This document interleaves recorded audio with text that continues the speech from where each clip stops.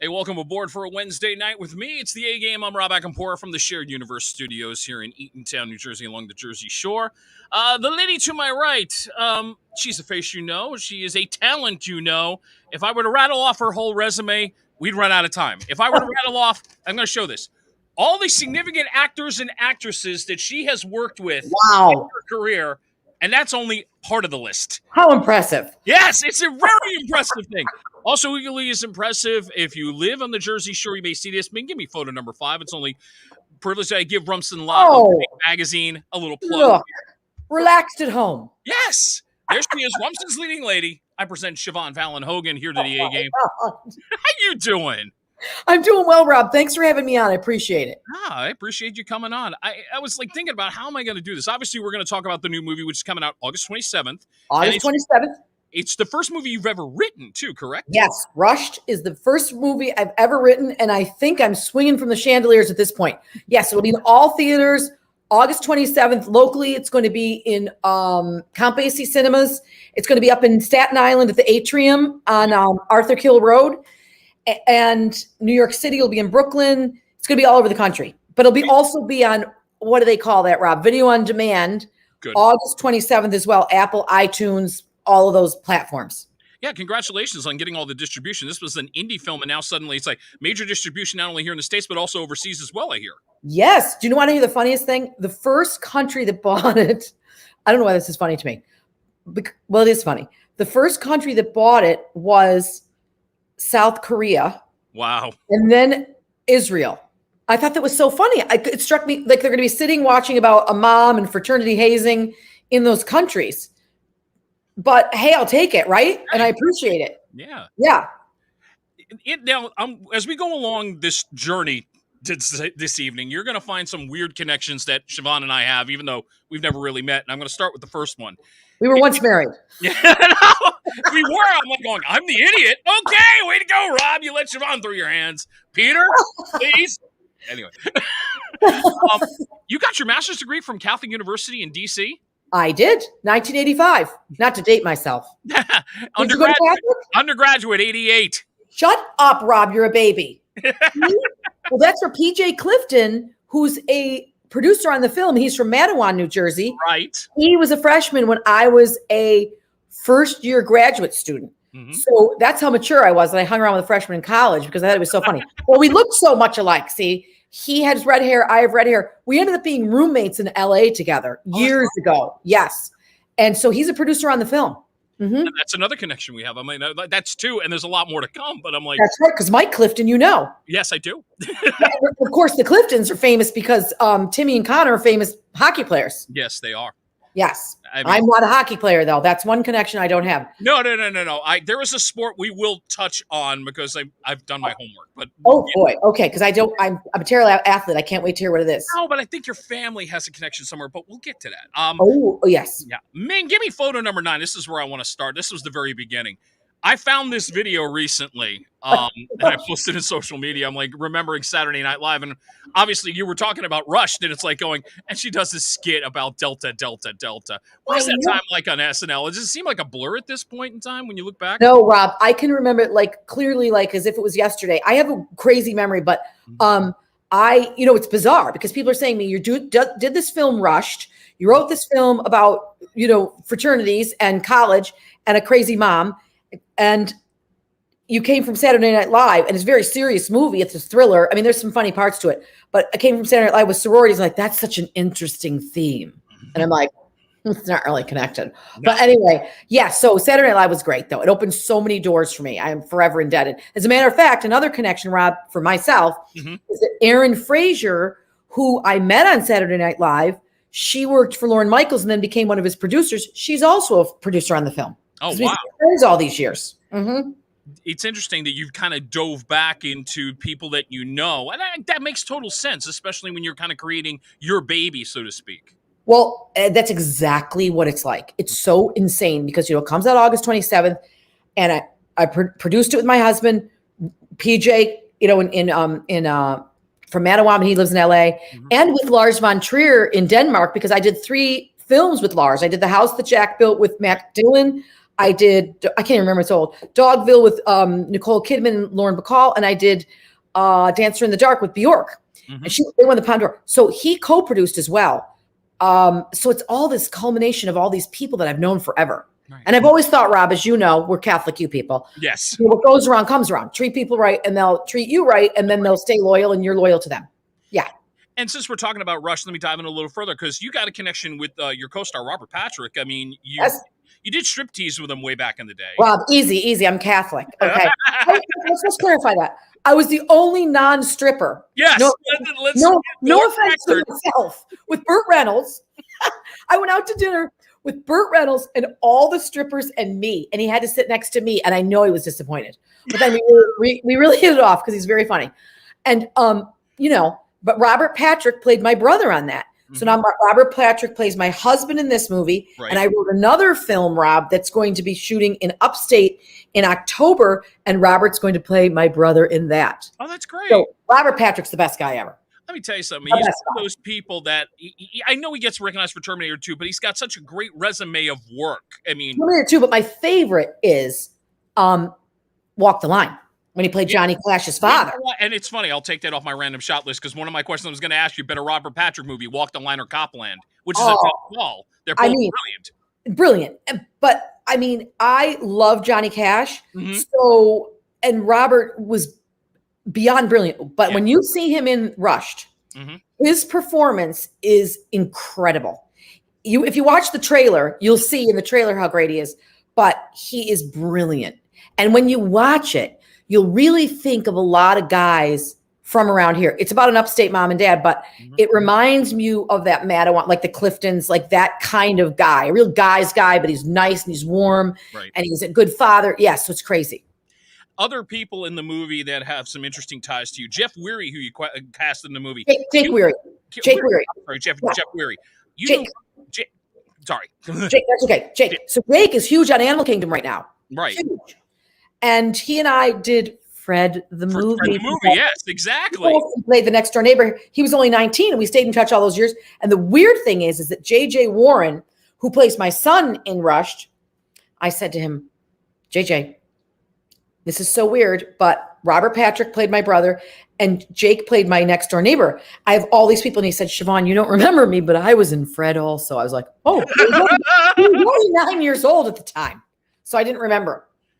But yeah, and Perry Gilpin from Frasier. I was about to ask you, where's the connection? I know her from Frasier, but where was the connection in your career with Perry? Well, I lived in LA for all of 2 years because I really wasn't the type. And Perry, I did a movie with her. I mean, a play called The Moderati. I was actually roommates with PJ at the time, and we stayed friends all these years. And she got on Frasier right after that, playing Roz. So when I wrote the movie, I called her and I said, hey, there's a role of a mom who has a son in a fraternity, and she's supposed to be very wealthy. God knows I wouldn't be able to play that part. She's supposed to be kind of upper crusty. And so she's incredible in the movie too. Two other people I want to mention that have smaller roles in the film. One I have a connection with. One I think Ellen Cleghorn, Saturday Night Live alum. I mean, yeah, she was my roommate. That's what I was about to ask you. Yeah, she was my roommate at Saturday Night Live. Her daughter Akilah was probably 6. Now she's a doctor. It's crazy. Wow.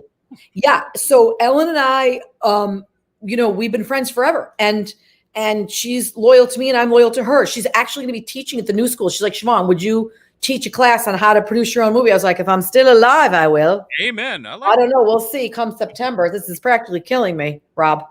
Now, here's the connection I have to your movie. He had a small role in the film. A guy named Brian O'Halloran happens to be in Clerks 3 right now. He's amazing. So Brian, of course, my kids were freaking out about Brian because of Clerks.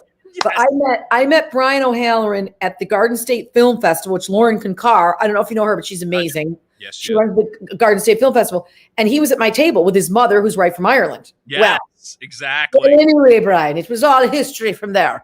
And so Rob, so he plays a priest in it, which is, amazing. And I mean, I was just honored to have him in the film because I'm a huge fan. That's interesting. It's great to hear that your kids were just you got Dante? Oh my God. Oh, it's hysterical. Patton Oswalt wrote about the film. He saw the trailer and I've known him, and he posted and my kids were like, Mom, That's Ratatouille. He's brilliant. I got it right in front of me. If I can read this is what Patton Oswalt said about it. I got a chance to see this last year, and to say it's intense is putting it lightly, all in capitals. I'm so excited you all get a chance to see it starting next month. Siobhan Fallon rules. Isn't he nice? He's a great guy. Yeah. That's what I love, supportive people, because I like I said, that Catholic guilt, what goes around comes around. You treat people, and then if you find something you think is good, you help promote it. You know what I mean? Yeah. So Patton, I'm just so grateful to him for because he has so many followers. I mean, I didn't even know what followers were till about 6 months ago. And my son got me Instagram and Twitter and all that stuff, but I'm not allowed to touch it because I say weird things. Just like the movie, when I wrote the movie and I wrote some of the dialogue for the fraternity boys, and I would say stuff like, "Hey man, that's not very nice. Want to go smoke a joint, a boner?" And my kids are like, "Oh my God, Mom, that is so stupid." So, and then when they came home, when you see the movie, the fraternity house is my house. So they came home from college. My daughter goes to Virginia Tech, and they're like, "Mom, this does not look like a fraternity house." So I just let all these kids that I knew, and I said, "Make this look like all these college kids around a fraternity house." And it does when you see the movie. And speaking of your son and your daughter, they both have roles in this film, Peter Munson Hogan and Sinead Hogan.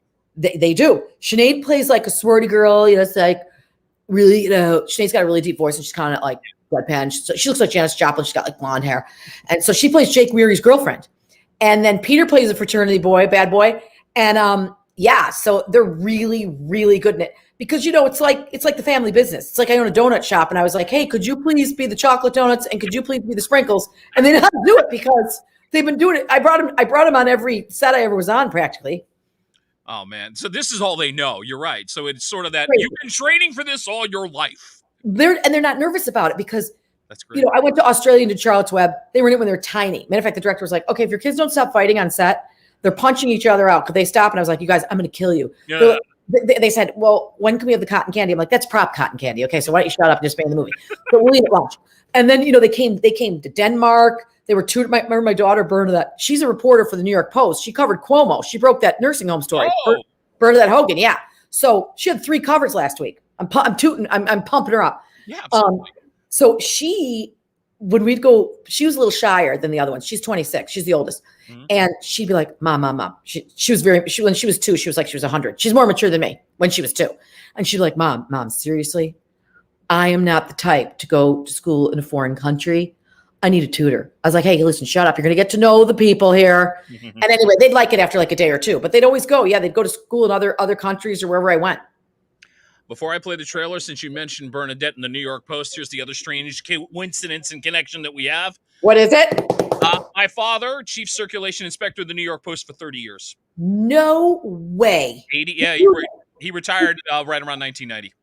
Well, then he might know my Aunt Beth Fallon, who's long gone, but she wrote at the Post. She wrote the Daily News for years. Wow. That's crazy. At some point. Yeah, it is freaky. That's amazing. I love the New York Post. It's so good. Look, it was a unique publication in the 80s and 90s. Now it's like there's a lot of copies out there, but this is the original. Oh, definitely. It's gritty. It's New York. I love it. Absolutely. All right, Ming, get the trailer ready. Here's your chance. Enjoy the next 90 seconds, and we'll talk a little bit more. This is the film that's coming out August 27th, the debut of Siobhan Fallon Hogan as a writer. The film is Rust. Check it out. Yeah. Hi, it's Mom. Before you rush out the door to class, listen to me. I want you to say that pledge thing one more time, hun, because you got to know it cold. Louder! I will forever honor my founding fathers. If you practice it today, tonight you'll be like, "Thank God Mom had me say it today." Let's party, huh? We're gonna take a shot. High side, baby. Bring the shots over here. Dude, I don't think he's doing good. He's fine, Jesse. Jimmy, can you hear me? He's not responding, guys.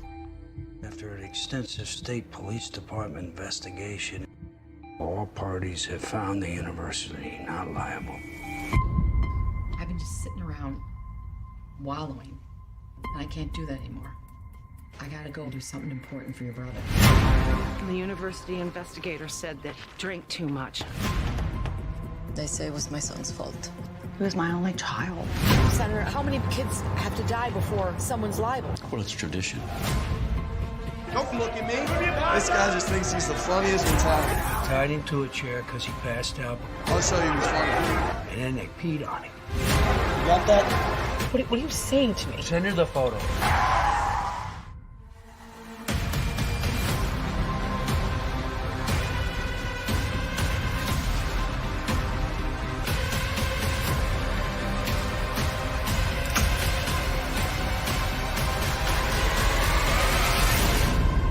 How you doing? Good.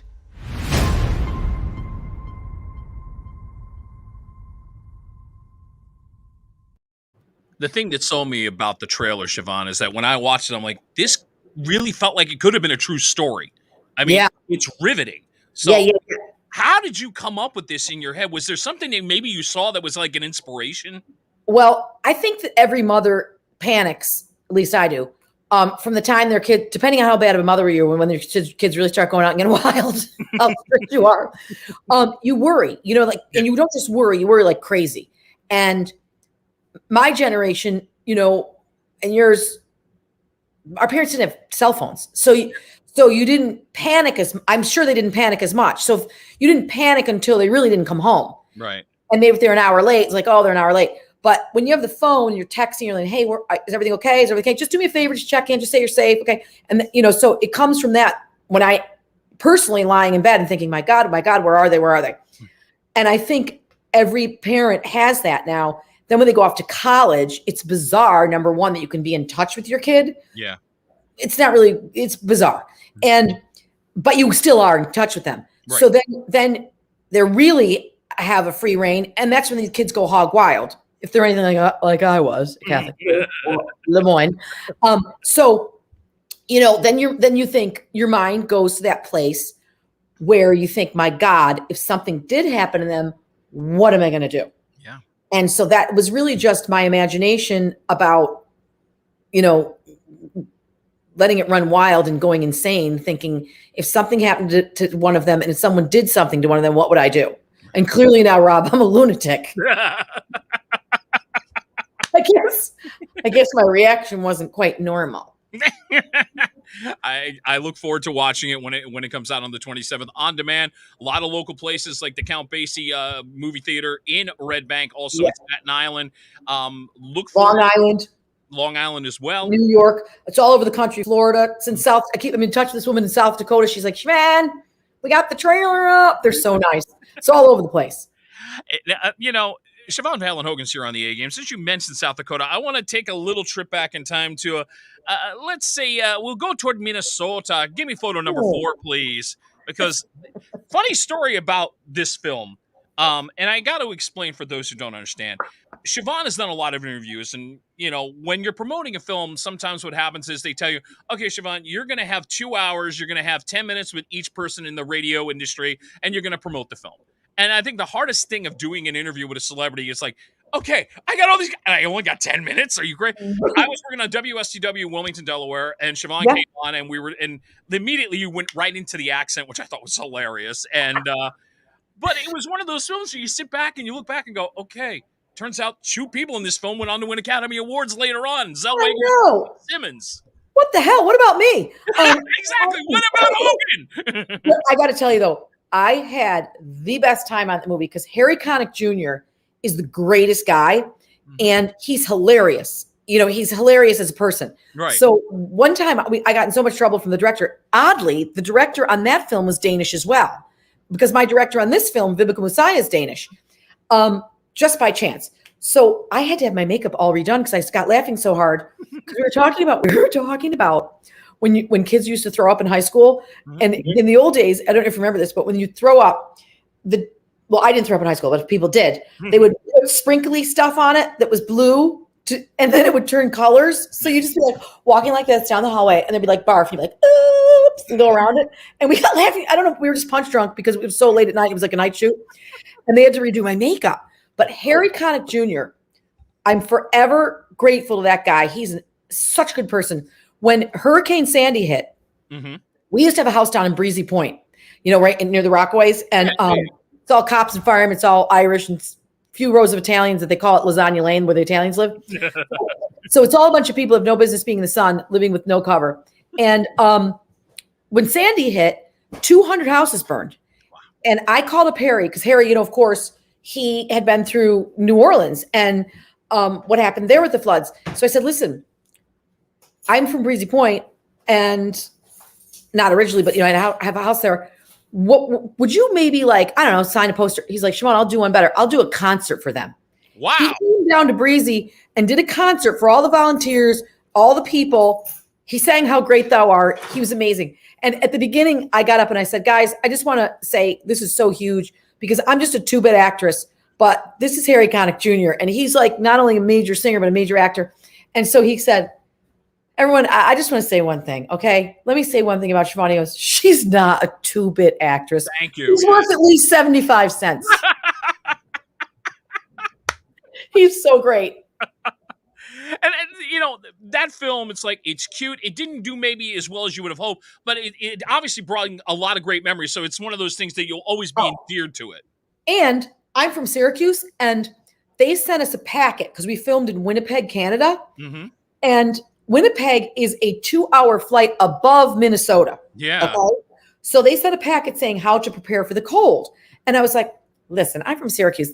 I don't need to prepare for the cold. But 2, so cold there. One scene I did, I had to cry in it. So I'm always a little worried about the crying scenes. Am I going to cry? Am I going to get the tears? It goes really, really well. That night, it was 56 below. Oy.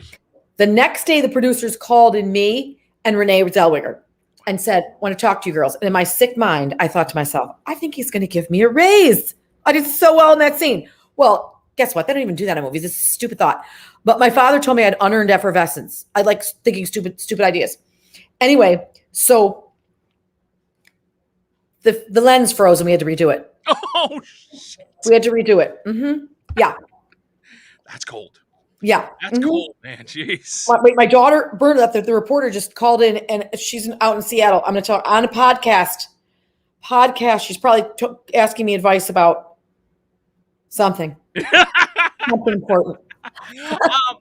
Looking at your career, and I could have picked a lot of films, but obviously I think there's like 2 or 3 that I think you're probably most recognizable for. I could be wrong, but I'll start with number 3, Ming, and this is kind of obvious, but it's still the touching scene at the end of Forrest. I mean, how lucky was that? That was because I did my very first film, Greedy, was with Kirk Douglas. Phil Hartman from Saturday Night Live played my husband. Fox was in that Michael movie. J. Fox. And Mary Ellen Trainor, who was Mary Ellen Zemeckis, Bob Zemeckis' wife, who directed Back to the Future, he directed Forrest Gump, on and on and on. She said to her husband, you have to use this girl. So I came in to play like basically a woman that knocked at the door. Mm-hmm. I said to Bob, I got in there, I go, Bob, listen, I don't want to play that part. I took the bus my whole life. I'm a hick from upstate New York. I want to play the bus driver. So he's like, all right. Okay. And the same thing happened in Men in Black. When I went to Men in Black, I got the time mixed up, and my daughter Bernadette was a baby, and there was a snowstorm in New York City. Mm-hmm. She was in the front pack, they carry with babies around. Yeah. And Barry Sonnenfeld's like, Siobhan, your audition's not till this afternoon. I don't have the cameras. I said, oh, and I didn't have a baby with me then. I had a babysitter. I said, okay, but I have to bring my daughter this afternoon. I don't have a babysitter. There's a snowstorm coming. So I brought her with me to the audition and auditioned with the baby and like Bjorn. That's what it's called, those Bjorn things. And since you mentioned Men in Black, give me photo number 2, because that was the other film I was going to mention as far as recognizable. Very, very attractive. Extremely attractive. Well, Beatrice had her charm, She was really attractive. Well, that's another thing, being from Syracuse.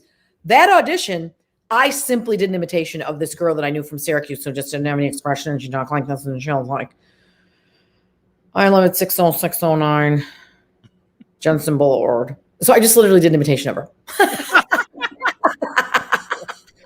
And that was a really interesting part of your life, that 3 or 4 year period. It's like, okay, 1994 alone, you're in Thor, you were in Greedy, you were in The Paper, another great movie, Michael Keaton. Seinfeld. Well, I was about to say, last episode of season 5, it was the opposite. The opposite. Yes. When I did Seinfeld, the very first time I did Seinfeld, they didn't even know if they were going to get picked up, right. For the next season. Then I did it again, and then when I went on the 5th season, they were like on top of the world. Right. So that was crazy. But I know there was a time when there was a movie. Oh my gosh, it was with Russell Crowe. It was about smoking. They cast. What was it called? I can't remember the name of it. Anyway, I went in and I got the part, but I was pregnant. Oh shit! And they said we can't do it because I was going to be like 8 months pregnant. They can't insure you. Right. And I said, listen to me. I don't even say anything, but I think I might be a good luck charm. I go, I mean, seriously, Men in Black, Forrest Gump, Seinfeld. I'm like, I don't know what's going on. I feel like I'm Midas. Of course, then I had a couple, listen, then be careful what you say because they have a couple down years. And then people love to say, like, are you still acting? Ouch.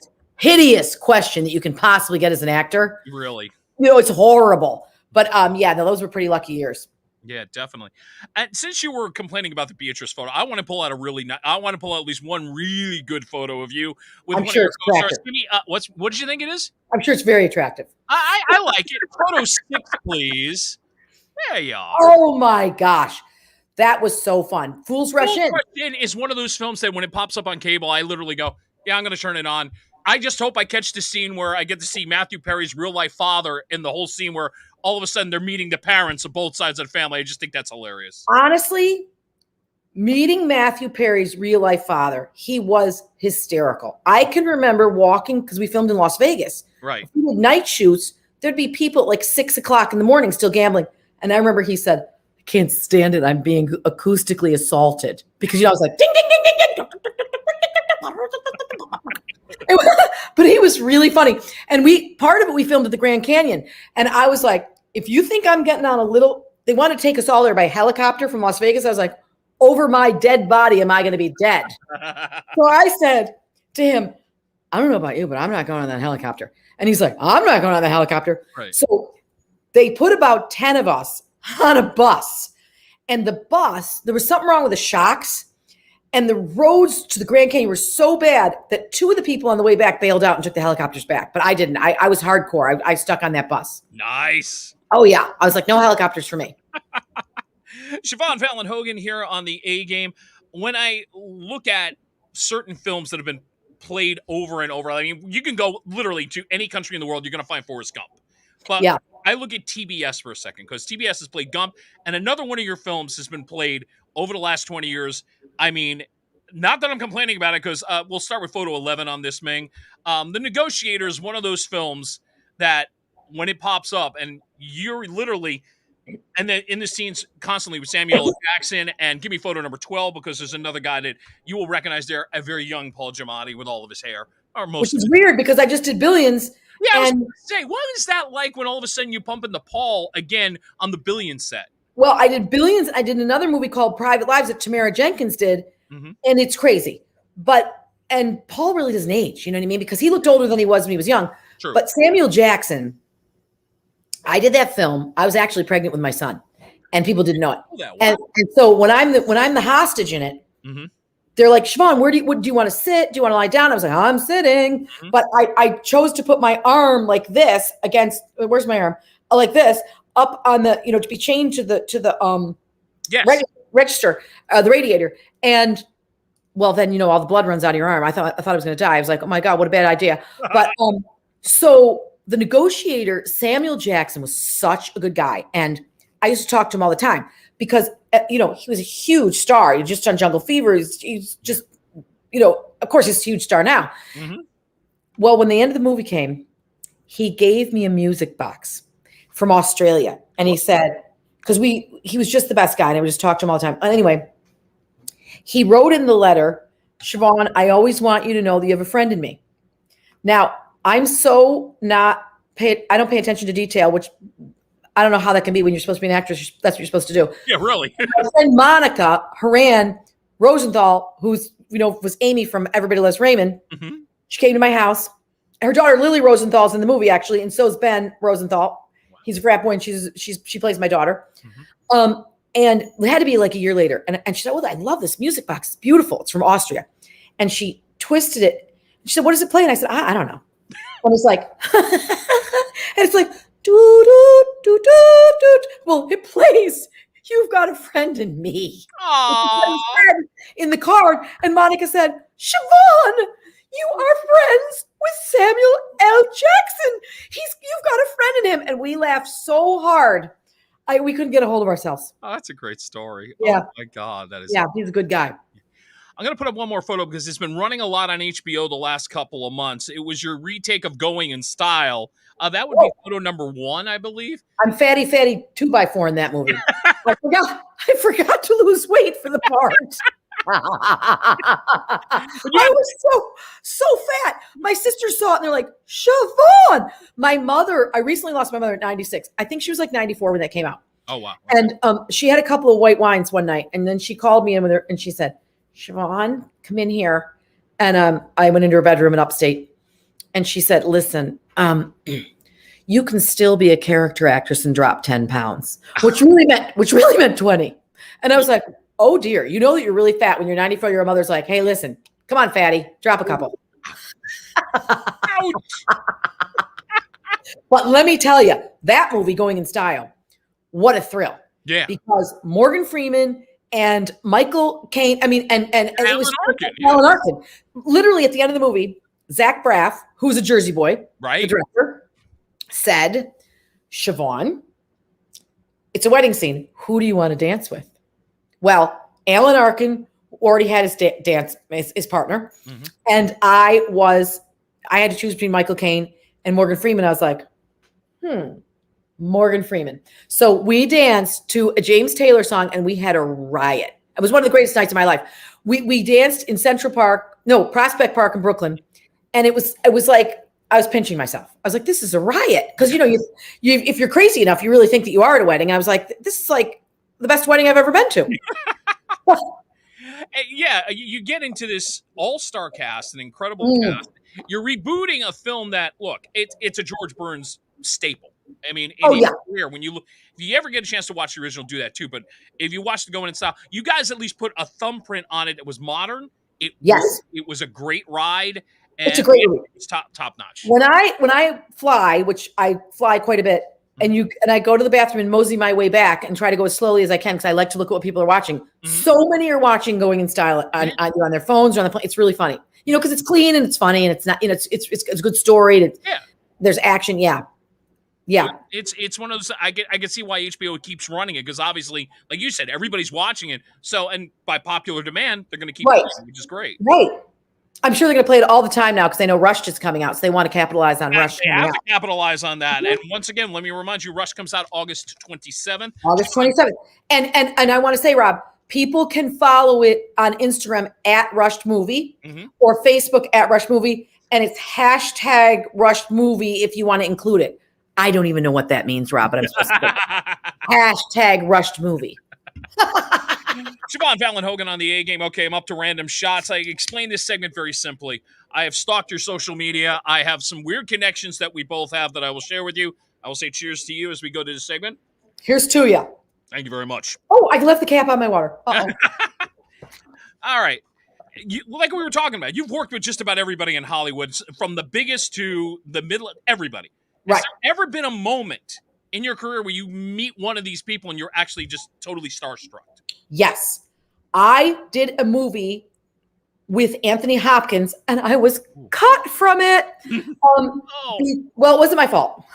My father always said, never take the blame. The little boy didn't look anything like, I was supposed to be the babysitter. It doesn't matter. But I said, Anthony, I am never starstruck because I think people are people. But I will tell you right now, I am starstruck. And he said, thank you, Siobhan. Anthony, you're classy. And he's like, well, thank you. He's lovely. Yeah.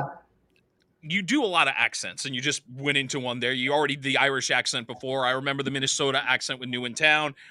When you did Going in Style, very heavy New York accent. Is there a favorite accent that you like to use? Well, my new favorite accent, because the editor for Rushed is French, Sabine Emiliani. She edited March of the Penguins, and she's going to be the director on the new movie that I wrote. Right. And she's always like, Siobhan, let me tell you, I don't know.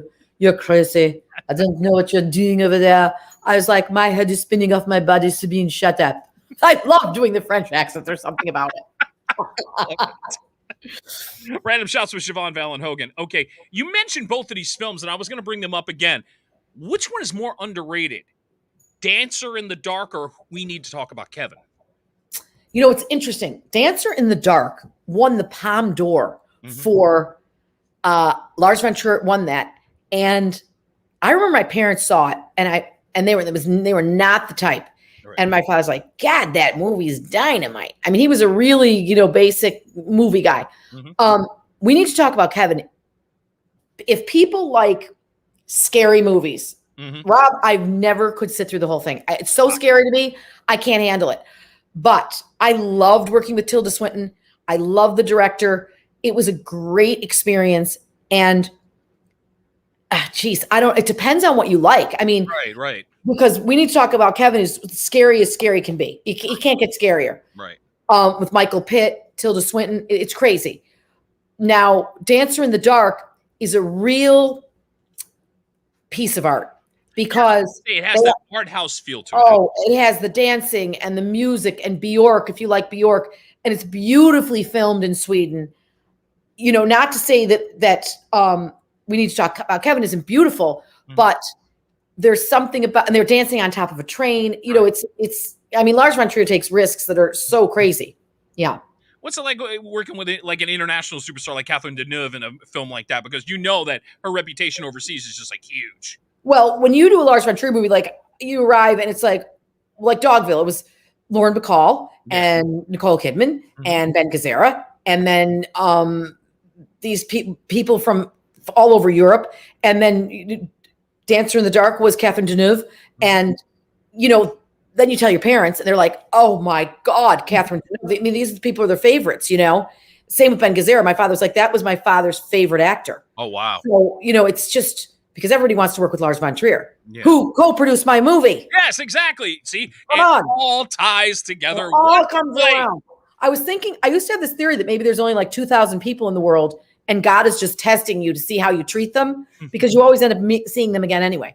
I remember the first movie I did in Denmark, I flew out and I said, you know something? I know I'm going to be back here. I just know it. It was weird. That's it. That's interesting that you just had that feel and it just I had that weird feeling. It's like, you know, when Rushed was finished and I came back from France after editing and we showed it to the investors and my family. And, you know, we show the movie and it never crossed my mind for 1 second that it wouldn't be great. And I went to the bathroom. My sister, Sheila, followed me to the bathroom and she said, thank God. I was so nervous. You went around borrowing money from everybody. I was like, it's called investing. Not borrowing. I'm not borrowing.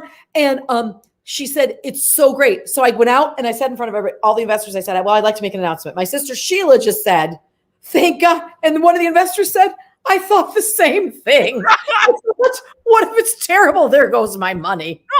But it never crossed my mind, you know, because I worked with all these people that I worked with for years and I trusted them and I knew, and I'm not afraid to ask like, for example, the fraternity dialogue. When I said to my son and my daughter, would a kid say this? And they're like, no, Mom. Or, you know, you can't have an ego. You got to be able to. And hey, listen, when you're editing your own movie, one of the biggest mistakes you can make is not edit yourself out. You know, you get who in God's name wants to look at the same person. Or, you know, if you're like in the scene, in too many scenes crying, it's like, okay, we get it. You thought you were good crying. No, you know? Yeah. Random Shots with Siobhan Fallon Hogan. You mentioned Lauren Bacall. Now, when I interviewed you on the radio, this is the one thing I remember from the interview. You had this great story about Lauren Bacall being in her apartment for the first time in New York. Well, Lauren, as most people know, lived in the Dakota. Right. And we lived on 82nd and Central Park West. The Dakota, of course, is on 72nd. And we were going out to dinner. Right. So my husband was coming with us, and Peter had met Lauren over in Denmark and Sweden. And here we are in her insane apartment. Right. And her library was like a museum. I mean, there's pictures of Bobby Kennedy and there's pictures of every actor you can possibly imagine. And, you know, Marlon Brando and, you know, just anyone you can think of that you thought was a great. Right. And she said, Peter, what would you like? And he'd say, well, Lauren, I'll take your best cognac. And she's like, my best cognac is over here under John Gielgud. And she picks up this bottle and she blows it. She goes, and the dust goes off it. And, and she said, here you go. That glass is probably worth more than you. Really, really funny. She was really funny. And I'll never forget when we lived in Sweden and my kids Sinead was a newborn baby. She was 3 months old. 11 weeks when we first went over. Peter was 3. Bernadette was turning 7. Okay. And I said to the producers, I said, do not put me in the inn with everybody else because we'll definitely ruin their time. They will, the kids, nightmare. Mm-hmm. So Lauren was up there, and Lauren and I had flown over on the same plane with the kids. And she said, how did you sleep? And I said, well, I have kids. I said, how did you sleep? Not well at all. And she said, here, look at all my pills. I can't sleep. And my daughter said, you don't need to take pills. She said, be quiet. You're a rude little girl. Yes, I'm trying to stay alive. I've got to get some sleep. So she and I became great friends. Right. And one time she said to me when we were out for Thai food in New York City, and she said, Siobhan, did you ever think that you and I would be friends? And I said, no. And she said, either did I, no offense. Yeah, but that was talk about, honored to be friends with her. Yeah, I mean, I remember, like I said, there's certain things when I've done interviews in my past, certain things stand out vividly. I mean, you getting into that for a minute or two, just getting and the act, and you did the same thing. You did the Lauren Bacall impression, the whole bit. It was like my old bag of tricks. Great stuff. Thanks for sharing that. I really appreciate it. Okay. Now this is a little elaborate, but knowing that your son Peter's middle name is Munson, I start to think baseball, maybe. Oh, yes. Okay. Well, it's weird because my husband, he ruined my thoroughbred line. I'm 100% Irish. Okay. He is a quarter Norwegian. So now my kids are Mutts, which means they're only 12%. But so Munson is a very Norwegian name. So that's where that came from. Mm-hmm. However, when we went to the Baseball Hall of Fame, which is up near me in Cooperstown, New York. Yes. The first time, my husband stood in front of the Thurman Munson exhibit, and there was tears rolling down his eyes. And I said, are you crying? And he's like, that poor bastard. Anyway, but also, I think they might be distantly related, they think. Oh, wow. Well, who wouldn't take claim to? Yeah, well, exactly. Only one of the greatest catchers to ever play the game. Oh, amazing. Yeah. Amazing. So I leads to this question. Between baseball or rugby, what sport has been the sport of Kings and the Hogan family here? Listen, if I didn't say rugby, I'd be in so much trouble. My husband played for the New York Rugby Club, and he runs the New Jersey Shore youth program for kids playing rugby. So if I said baseball, I'd get in so much trouble. However, my husband's a huge Yankee fan, so we all are because, we have to try to get along here. Right. But rugby, my first rugby game was when I was on Saturday Night Live, actually, and I started dating my husband, and I got a load of rugby, and it's really something. And this is the other strange connection we have. I believe your husband knows my cousin, Jim Lenahan, who sends me... That rings a bell with you, doesn't it? Yes. That's so funny. Yeah, Jimmy sends me a message, goes, small world, I coach for Jersey Shore Youth Rugby. So does a guy named Mike. That happens to be Ellen Lenahan, her husband, Mike. These are my cousins. They're good people. They are. They're good people. Isn't that great? I love that name, Lenahan, too. No, yeah, they run an incredible program, these guys, and the kids love it. So it's really something else. Yeah. I mean, there is where I go, all right, I need to talk to your husband at some point because there is now a professional rugby league in the United States. It's only in its second year. And there's a team from New York. They play out in Staten Island. And ironically, speaking of connections, the D.C. team in this league plays at Catholic University. Oh, my gosh, that's crazy. Yeah. And one of the my husband's cousin played for the All Blacks, the New Zealand All Blacks. Oh, wow. John Gallagher. Yeah, and so rugby's been in his blood forever. Wow. Yeah. I'm glad I brought that up. Then again the weird great sport. Yeah, and they do finish up with a lot of the other weird connections. Obviously, Ming Chen behind the board, you and him, and another guy I had on my podcast, Joe Cernio. You were all part of the Garden State Film Festival. In one way, shape, or form. Yeah, the Garden State Film Festival. Lauren Konkar and Diane Raver have done an amazing job with it. They have, yes. I mean, and this year they really hit it out of the ballpark because with COVID, what were you going to do? So they did it down at the Asbury Lanes, and it was really something. It really was. I'm excited for next year, 2022 will be the 20th anniversary of this whole thing. So I keep hearing it's going to be a big one when that happens. And that's where I met, like I said, that's where I met Brian O'Halloran. That's funny. And they get some great people. And this year Danny Baldwin got a big award. They're really big. They get some great people. Yeah. And with my podcast, Brian, Ming, Joe Cernio, Peter Dobson, who was also in Gump with you, my podcast, And here's the weird connection with Julia Louis-Dreyfus. So you were her roommate on Seinfeld. Yeah. Her son is Henry Hall. He's a singer-songwriter from California.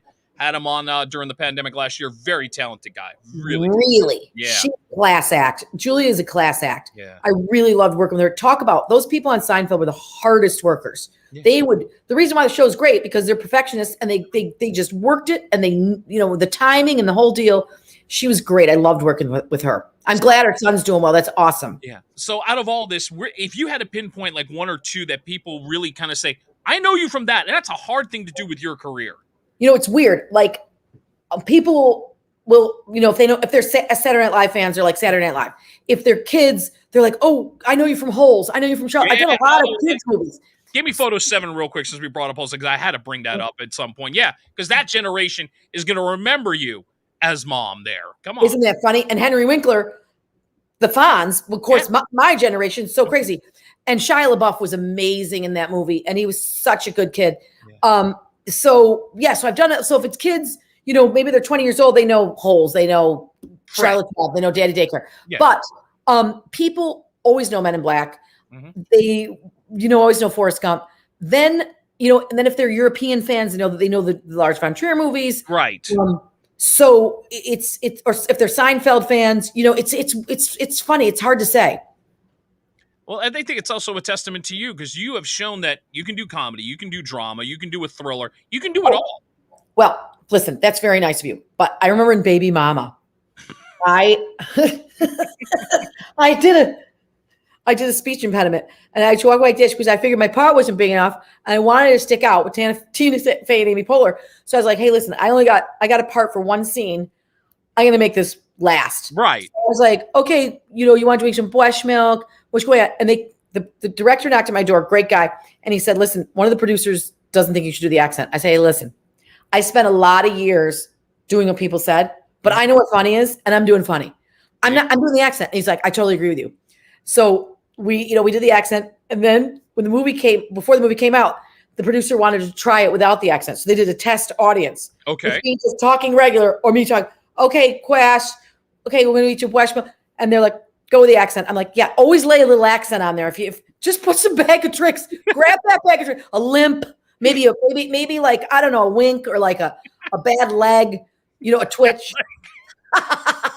With Seinfeld, my very first episode, they had to cut the part way down because the TV show you got to fit it all into 22 minutes. I want to ask you, was that supposed to be a bigger role for you in that? Supposed to be a bigger role. And So. Larry David was awesome, and he called me up. He's like, "Siobhan, listen." He's like, "Siobhan, let me tell you, the thing is that you got to fit this in 22 minutes. Right. So we're going to cut it down." I said, "Larry, I thought you were going to fire me." So what did I do? Mm-hmm. I got a water bottle. If you watch episode 1 or that I was in first season, mm-hmm. I get a water bottle and I go, "Highland," and I take a sip. That it's like I'm sipping Niagara Falls. I'm like, "Hi, Jerry." So the trick is for young actors, you talk really slow, and then you sip water really even slower, and you just drag out your screen time. Henry Winkler called me during Holes, and he goes, "Siobhan, it's Henry." I was in my hotel room. He's like, "Our pots, we got to figure out something to get ourselves on screen more." He goes, "I think we should dance." I go, "Henry, listen, if you want to dance, I'm dancing. Why not? I'm all in. So he's like, "I don't smell anything." And I go, "I don't smell anything." And he goes, "We don't smell anything." I remember this. Like, who does that? But we didn't care. We're shameless. You know what? Keep doing it the way you're doing it. Oh, my God. Congratulations on what you've accomplished so far, and I know there's more to come. Rob, thanks. No, let me just do this one more time. Getting photo 8. Let's put the poster up here. The film is Rushed. It is Siobhan Fallon Hogan's debut as a writer. She's also the star. The very talented Robert Patrick's in it. So is Perry Gilpin, who you remember from Frasier. We also have Ellen Cleghorn, one of our alum from Saturday Night Live. Jake Weary is in that, who was in the Fred movies. Brian O'Halloran, my buddy from Clerks, is in the movie. And also, let's mention the family. Peter Munson Hogan and Sinead Hogan. The Family Affair is going on. You can get it on demand on the 27th. There are some live theaters that will be having it. Follow on Instagram, follow on Facebook, and find out more. Thanks a million, Rob. I really appreciate it. Hey, my pleasure. Thanks for coming on. And that's a wrap for this version of the A Thanks Game. a million. I really appreciate it. Now, how do I get off? I don't even know how.